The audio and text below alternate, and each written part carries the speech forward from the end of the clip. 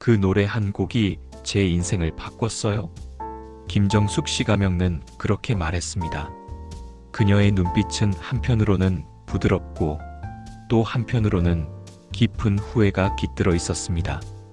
50대 중반, 평생 가족을 위해 살아온 평범한 주부, 남편의 출근길을 챙기고 자식들의 도시락을 싸며 자신의 하루는 언제나 누군가를 위한 시간이었습니다.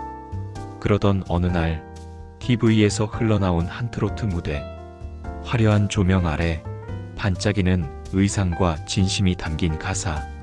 그 순간 그녀의 가슴은 오랜만에 두근거렸습니다. 아, 이게 내 인생의 노래구나. 그녀는 그렇게 생각했습니다. 정숙 씨는 그날 이후 그 가수의 영상을 반복해서 보기 시작했습니다. TV를 켜면, 스마트폰을 켜면 늘 그 얼굴이 있었습니다. 오늘은 어디에 나왔을까? 새로운 무대가 올라왔을까? 그 호기심은 곧 습관이 되었고, 습관은 어느새 삶의 일부가 되었습니다. 하루의 피로를 잊게 해주는 존재. 가사 한 줄, 미소 하나에도 위로를 받았습니다. 그녀는 처음으로 팬카페에 가입했습니다. 아이디를 만들고 인사글을 남기며 새로운 사람들과의 대화를 시작했습니다.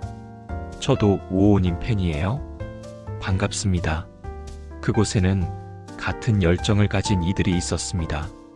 사진을 공유하고 무대 후기를 나누고 콘서트 일정을 기다리는 설렘이 있었습니다. 정숙 씨는 오랜만에 소속감을 느꼈습니다. 아이들이 커가며 점점 멀어진 가족관계, 무심한 남편, 반복되는 집안일 속에서 내가 살아있구나라는 감정이 되살아났습니다. 하지만 팬덤의 세계는 생각보다 복잡했습니다. 누가 더 오랫동안 응원했는지, 누가 더 많은 굿즈를 샀는지, 누가 더 가까이서 사진을 찍었는지로 서열이 매겨졌습니다. 정숙님, 이번에 응원봉 몇 개 구매하셨어요? 아, 저요? 그냥 하나요? 하나요? 이번엔 5개는 사야 기본이에요. 그녀는 웃으며 넘겼지만 마음은 불편했습니다. 그렇게 팬 활동은 점점 열정 경쟁이 되어갔습니다. 처음엔 단순한 응원이었는데 이제는 얼마나 더 헌신적인 팬인가를 증명해야 하는 싸움이 되었습니다. 정숙 씨는 나도 빠질 수 없다는 마음으로 굿즈를 사고 콘서트 티켓을 예매하고 응원 현수막을 제작하기 시작했습니다. 하루하루가 분주했지만 그 분주함이 오히려 삶의 의미처럼 느껴졌습니다. 이게 내 행복이야? 이건 내가 나를 위해 쓰는 돈이야? 하지만 그 행복은 점점 깊은 늪으로 변했습니다. 남편 몰래 적금을 깨고 카드론까지 이용하기 시작했습니다. 처음엔 이번 한 번만이었지만 공연과 팬미팅은 계속 이어졌습니다. 나라도 저 사람을 지켜야 해. 내가 빠지면 팬클럽이 흔들릴 거야. 그녀는 점점 더 깊이 빠져들었습니다.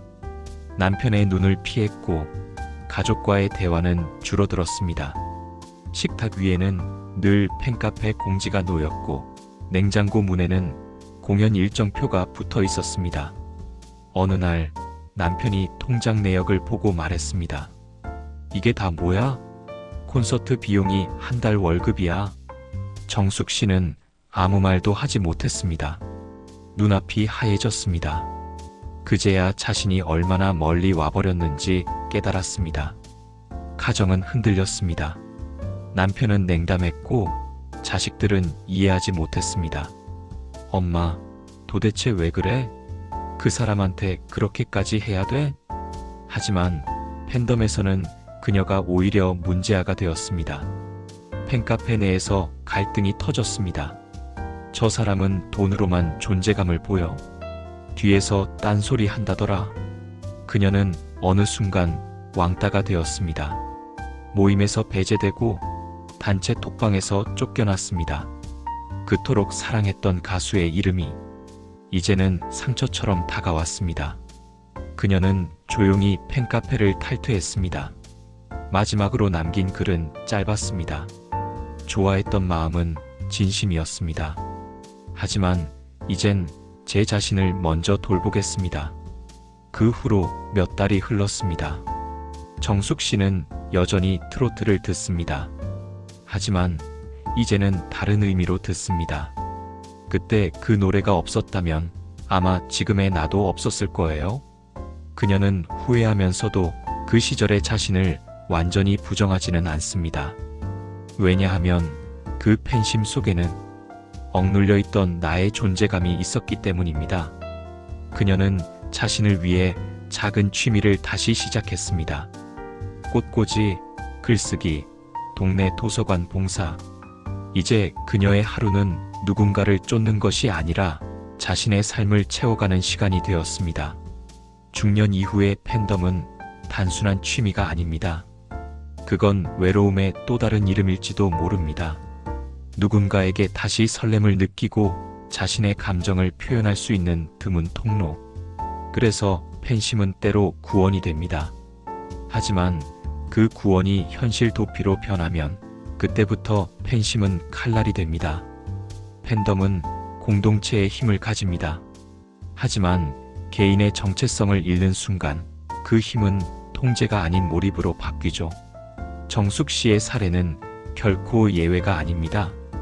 누군가는 여전히 같은 길을 걷고 있을지 모릅니다. 오늘도 무대 위에서는 누군가가 노래를 부릅니다. 그리고 객석 어딘가에서 누군가는 그 노래에 눈물을 흘립니다. 팬심은 잘못이 아닙니다.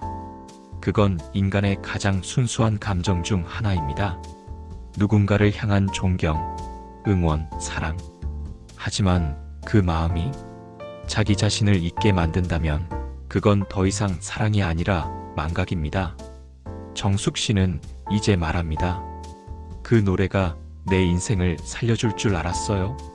하지만 결국 내 삶을 다 태워버렸네요. 그래도 이제는 알아요. 노래는 사라져도 나는 남는다는 걸.